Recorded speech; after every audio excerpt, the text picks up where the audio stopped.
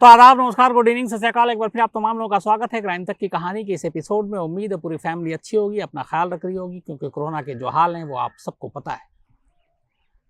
आज की कहानी, बहुत सारे मेल आए और वो डिटेल में जानना चाहते थे। पिछले 3 दिनों से एक वीडियो वायरल है और लाखों करोड़ों लोगों ने इस वीडियो को देखा। मेरी भी नज़र मंगलवार को इस वीडियो पे पड़ी थी।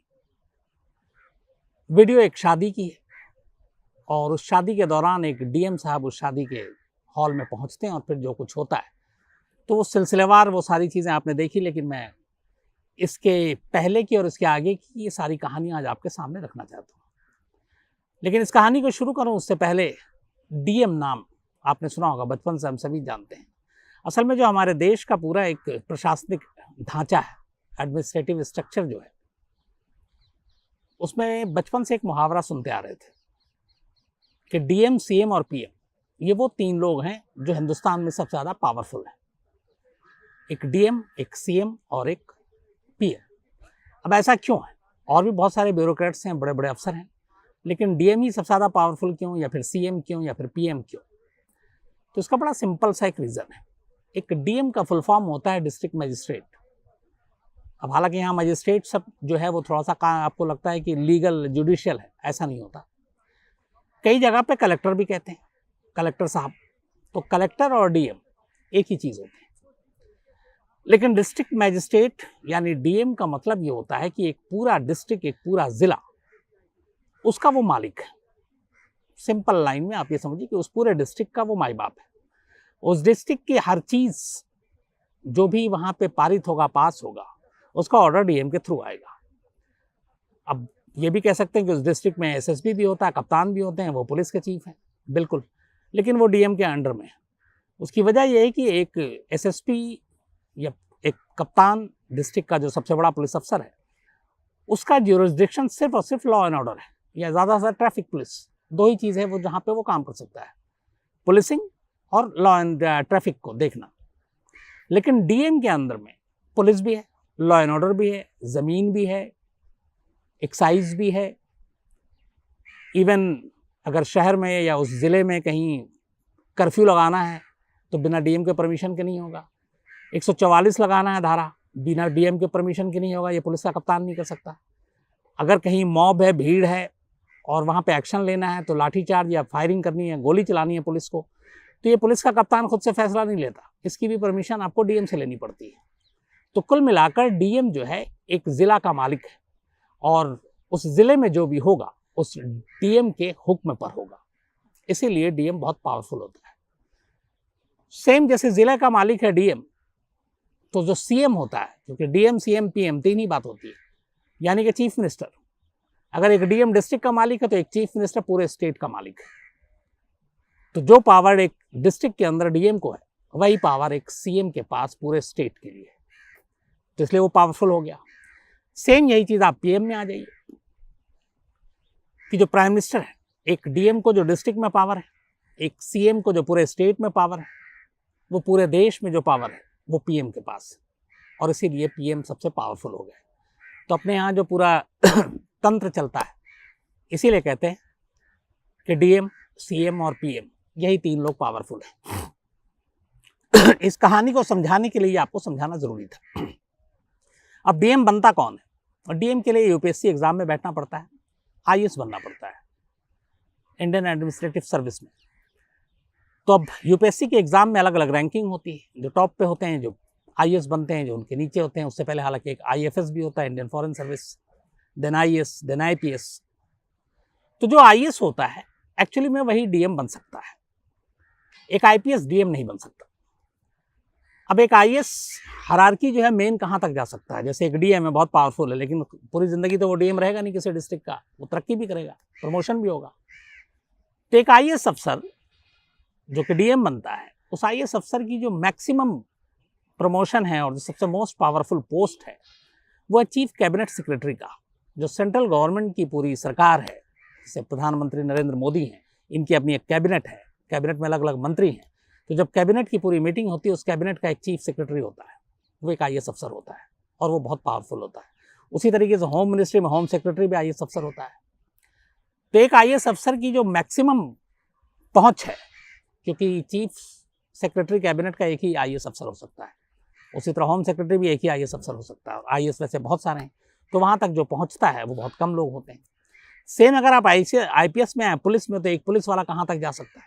तो एक पुलिस वाला मैक्सिमम जो उसकी पोस्ट है वो डीजीपी बन सकता है, डायरेक्टर जनरल ऑफ पुलिस। किसी भी स्टेट में इससे बड़ा कोई पोस्ट है नहीं।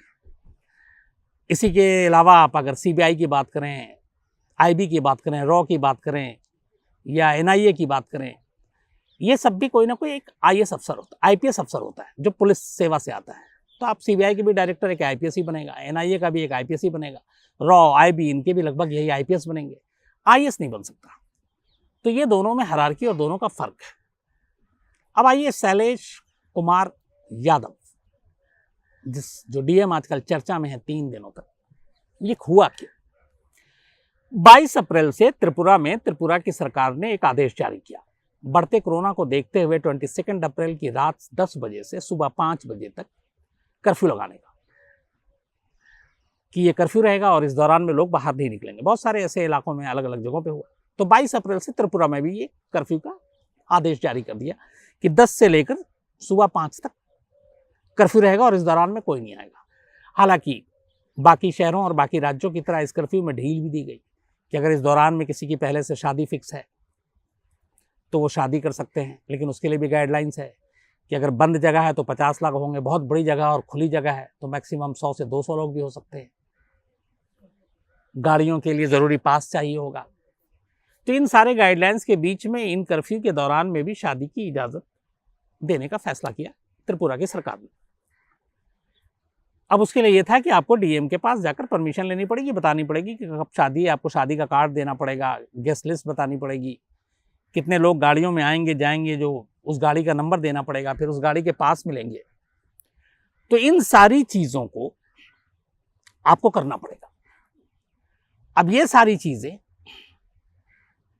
पश्चिमी जो त्रिपुरा जिला है उसके डीएम शैलेश कुमार यादव, इन तक भी ये बात पहुंची और कि एक शादी है और वो शादी थी मंडे को और उस शादी के लिए ज़रूरी परमिशन चाहिए थी।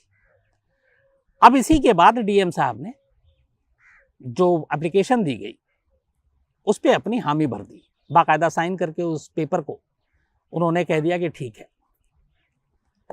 अब उस एप्लीकेशन में बाकायदा शादी की तारीख लिखी थी, सोमवार का दिन था, गेस्ट थे कि इतने होंगे, 4 गाड़ियां होंगी जिसमें मेहमान आएंगे, लगन का जो टाइम है दूल्हा और दुल्हन के वो रात 11:30 बजे होगा और उस लगन के हिसाब से वो भी उस एप्लीकेशन में लिखा हुआ है। ये सारी चीज़ें दी गई और डीएम ऑफिस के यहाँ से ये सारी चीज़ें पास हो गई और डीएम ने मंजूरी दे दी। अब जो ये शादी थी ये असल में त्रिपुरा में एक डॉक्टर साहब हैं, उनकी बेटी की शादी थी और वो जाने माने डॉक्टर हैं। लड़की त्रिपुरा की थी, लड़का जो था वो बेंगलोर का था।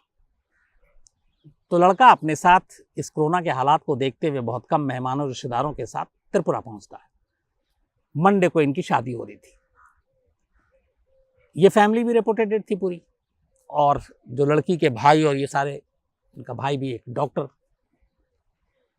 तो इसके बाद ये लोग एक हॉल बुक करते हैं, उस हॉल में जाते हैं, शादी हो रही होती है।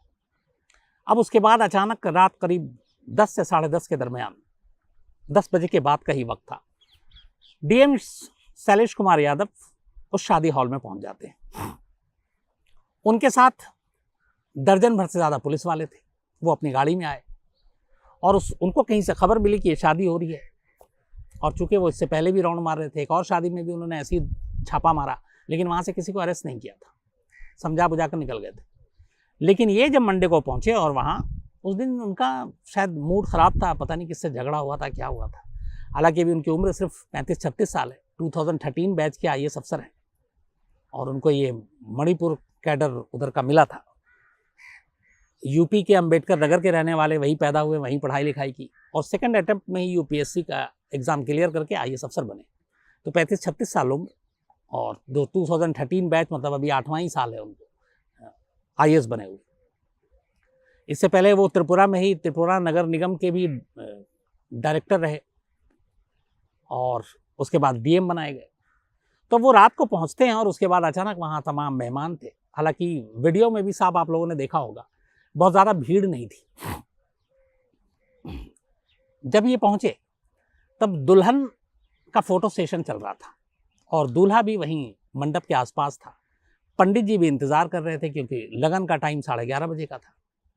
अब डीएम साहब अंदर घुसते हैं और उसके बाद ऐसा लगा कि ये कोई शादी घर में नहीं आए, जैसे किसी बार में छापा मार रहे हों, किसी दारू की दुकान में जाके छापा मार रहे हों या किसी रेड लाइट एरिया में जाके छापा मार रहे हों। लगा ही नहीं कि इतनी पाक पवित्र जगह जहाँ पे एक ऐसी चीज़ हो रही है जो ज़िंदगी में हर एक के साथ एक ही बार होता है। और ये शादी का दिन न सिर्फ लड़के और लड़की, दूल्हा और दुल्हन के लिए, बल्कि उनके पूरे परिवार, माँ बाप, रिश्तेदारों के लिए एक ऐसा मौका होता है जिसे वो पूरी उम्र याद रखते हैं और बड़े सपनों से, बड़ी उम्मीदों से ये दिन आता है। और कहते ये भी हैं कि दूल्हा और दुल्हन के लिए ये दिन सबसे यादगार होता है। हर कोई उन्हें मुबारकबाद देता है, ज़िंदगी में एक बार दूल्हा बनने का मौका मिलता है, दुल्हन बनने का मौका मिलता है। और ऐसे पाक मौके पर ये डीएम साहब वहाँ पहुँचकर जिस तरीके से मेहमानों के साथ सलूक करते हैं वो बड़ा चौंकाने वाला था। जो भी इनसे बात करे या बहस करे, पहली लाइन ये आती थी कि इसको भी अरेस्ट करो, अरेस्ट हिम। ऐसे उस वीडियो में नामालूम कितनी बार कितने लोगों ने, जिसने भी अगर जिरह करने की कोशिश की सिर्फ या सफाई देने की कोशिश की, तुम डिस्ट्रिक्ट मजिस्ट्रेट के साथ बहस कर रहे हो, तुम हमारे साथ गलत बर्ताव कर रहे हो, अरेस्ट हिम। और पुलिस वाले को भी लताड़ रहे हैं कि तुमको भी देख लेंगे, तुम लोगों को। एक जगह पर तो ये भी कहते हैं कि पुलिसिंग क्या होती है मैं तुमको बताता हूँ, जब वो गाड़ी और बाइक को उठाने की बात हो रही थी। अब यहाँ तक सब ठीक था।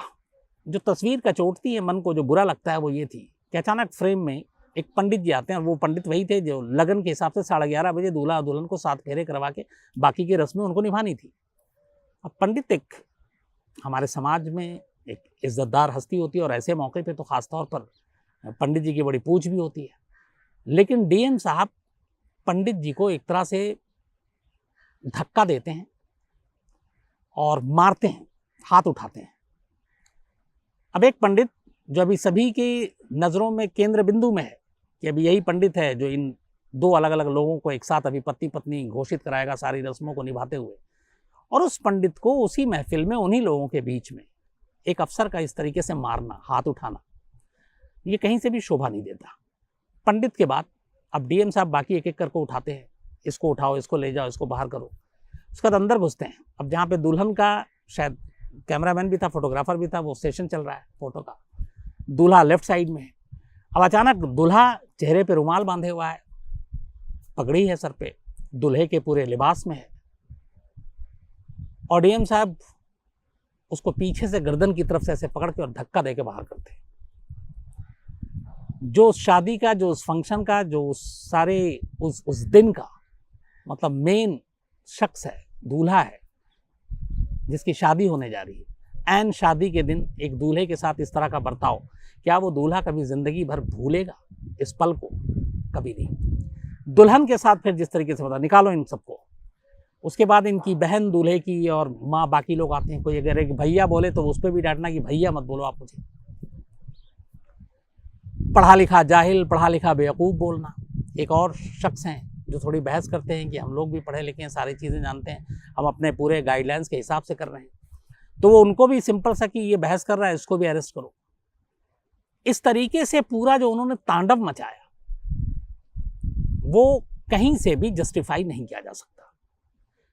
देखिए, ये सच है कि हिंदुस्तान में कोरोना के हालात ठीक नहीं है, सारी चीज़ें हैं, लेकिन ऐसा बर्ताव अगर आप करें, या तो ये है कि वहाँ पे हज़ारों की भीड़ थी, समझ में आता है। लोग कायदे से जो 50 थे, अगर पूरी तस्वीर आप देखें तो 50 के इर्द गिर्द ही वहाँ पे लोग नज़र आएंगे, इससे ज़्यादा नज़र नहीं आएंगे। लेकिन कानून तोड़ा फिर भी है, ठीक है। अगर आपका नाइट कर्फ्यू है, 10 बजे के बाद है, तो एक आप उनके साथ तमीज़ से बात कर सकते थे कि आप लोग यहाँ से निकलिए, इसको खाली कीजिए, 5 मिनट का वक्त देते हैं, ये जगह खाली होनी चाहिए क्योंकि कर्फ्यू है और ये इलीगल है, कानून के ख़िलाफ़ है, और जो 5 मिनट में खाली नहीं करेगा हम उसके खिलाफ एक्शन लेंगे। ये बड़ा सिंपल सा लॉजिक होता है। यहाँ तक के जो पुलिस वाले बदनाम है वो सपोर्ट कर रहे थे, लेकिन वो सीधे कि एक एक को बाहर ना मारना, धक्के मारना, हाथ उठाना, बहस करना और सबको गिरफ्तारी की धमकी देना और सबको ये बताना कि मैं बार मैं डिस्ट्रिक्ट मजिस्ट्रेट, मेरा पावर ये है, मैं इस सेक्शन के तहत इनको अंदर कर रहा हूँ। अब उस पूरे वीडियो में एक चीज़ और है, कुछ रिपोर्टर भी हैं। डीएम साहब शायद हीरो बनने के लिए भी उनको अपने साथ ले गए थे। मोबाइल तो कहीं रिकॉर्ड कर ही रहा था और ये रिकॉर्डिंग की वजह से ही सारा भेद खुला, शायद उनको उल्टा पड़ गया। क्योंकि रिपोर्टर था वो, इसकी वजह ये है कि जब वो सब हो रहा है तब एक पूछता है कि टोटल कितने लोग हैं, तब वो एक पुलिस वाले को हड़काते हैं कि तुम क्या कर रहे हो, गिनती करके आओ, और उसके साथ उस पुलिस वाले के साथ भी बड़ी अजीब बर्ताव करते हैं। तो कुल मिला के ये सारी चीज़ें शायद हीरो बनने के लिए उन्होंने किया, लेकिन उल्टा उनके गले पड़ गया। इस मामले में 31 लोगों को अरेस्ट किया गया, जिसमें से 19 महिलाएं थी, 19 वुमेन्स थी। अब इनका क्या कसूर था? ठीक है, अगर इन्होंने कर्फ्यू और इन चीज़ों का उल्लंघन किया था तो इसको बहुत आसानी से अच्छे बेहतर तरीके से आप हैंडल कर सकते थे, क्योंकि माहौल को देख के ही ये जो कानून और पुलिस ये सब लोग किसके लिए हैं? समाज के लिए है।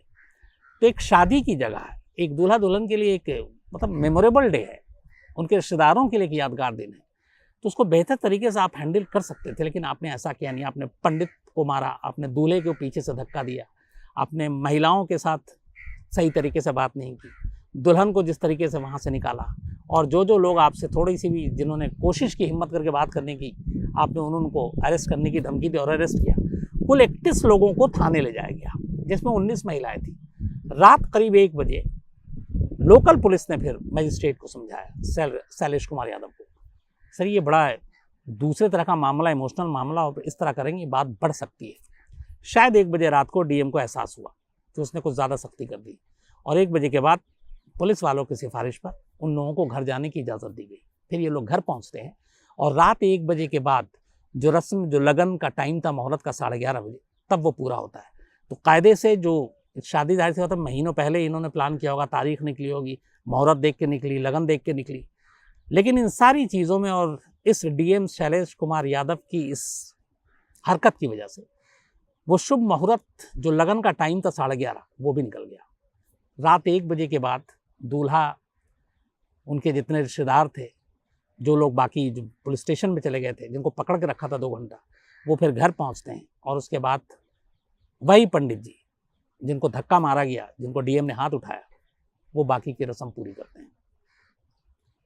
अब यहाँ सवाल ये है, पहली चीज़, इसकी परमिशन इस शादी की इसी डीएम शैलेश कुमार यादव से परिवार वालों ने मांगा, रिटर्न में एप्लीकेशन दिया, सारे कागजात, सारे डॉक्यूमेंट्स लगाए, और सबसे इम्पोर्टेंट बात, उसमें बाकायदा न सिर्फ शादी घर का एड्रेस था, कितने लोग आएंगे, बैंड बाजा कहाँ से आएगा, ये इसका जिक्र था, और लगन कितने बजे है ये भी उस एप्लीकेशन में लिखा हुआ है, रात 11:30 बजे। तो क्या ये बिना एप्लीकेशन अपने फॉर्मेलिटी के लिए आप मंगाते हैं कि किसी की भी शादी आ जाओ, बस साइन करके ठप्पा लगा के आप दे दो और जाओ काम करो?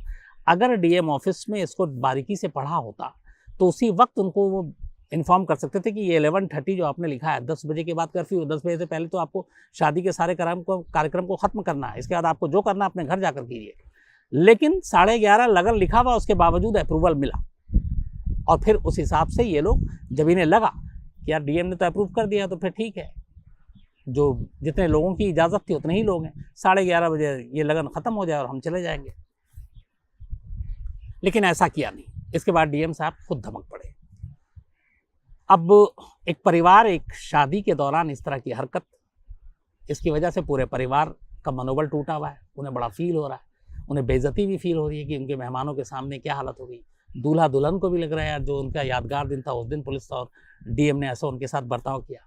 इसके बाद उनके भाई सामने आए, उन्होंने सोशल मीडिया पे पोस्ट किया और लिखा कि किस तरीके से एक मानसिक तनाव दे गया ये डीएम। फिर ये मुद्दा उठा, त्रिपुरा में बीजेपी की सरकार है, बीजेपी के ही कई एमपी और विधायक ने भी डीएम की इस हरकत को गलत बताया और फिर पीछे पड़े कि इसको सस्पेंड कर दिया जाए।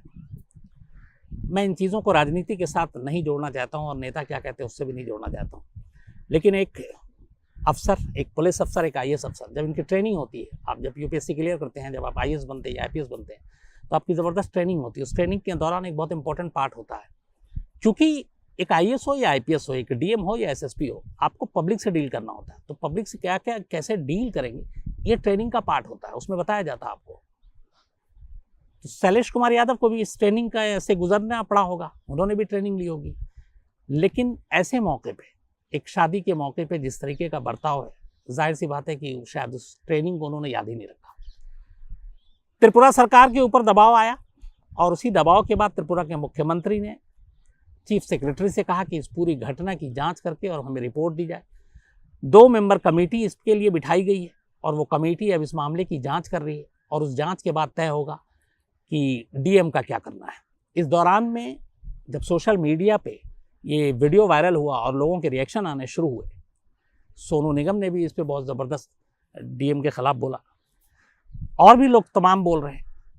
तो डीएम साहब को भी शायद एहसास हुआ और इसीलिए ट्यूसडे को, इस घटना के अगले ही दिन, उन्होंने वहाँ के एक लोकल न्यूज़ चैनल से बात की, बाकी किसी से बात नहीं कर रहे, और उससे कहा कि उनका इरादा सिर्फ और सिर्फ कानून का पालन कराना था, कोविड जैसे चीज़ों से लोगों को बचाना था, लेकिन उनका मंशा किसी को बेइज्जत करना या वो नहीं करना था, और अगर हुआ है तो मैं माफ़ी मांगता हूँ। ये मंगलवार को आया। कायदे से अगर इतनी ही उनको लगा कि हाँ वो गलत कर गए, एक शादी के दिन एक बच्चा, दूल्हा और दुल्हन और उसके परिवार के साथ उन्होंने गलत बर्ताव किया, तो किसी रिपोर्टर और टीवी पे बैठ के उनको माफ़ी मांगने की बजाय उस परिवार के पास जाना चाहिए, उनको उस दूल्हा दुल्हन के पास जाना चाहिए, उनको उस पंडित के पास जाना चाहिए, दूल्हा दुल्हन के रिश्तेदारों के पास जाना चाहिए और उनसे माफ़ी मांगनी चाहिए कि हाँ उस रात का मेरा बर्ताव गलत था, ये दिन गलत चुना था, तरीका और भी हो सकता था इस चीज़ को सही तरीके से हैंडल करने का। तो ऐसे कुछ नहीं कि आपने, एक रिपोर्टर आया और आपने कैमरे पे बोल दिया कि अगर ठेस पहुंचा तो मैं माफ़ी मांगता हूँ, सॉरी बोलता हूँ, ऐसा नहीं है।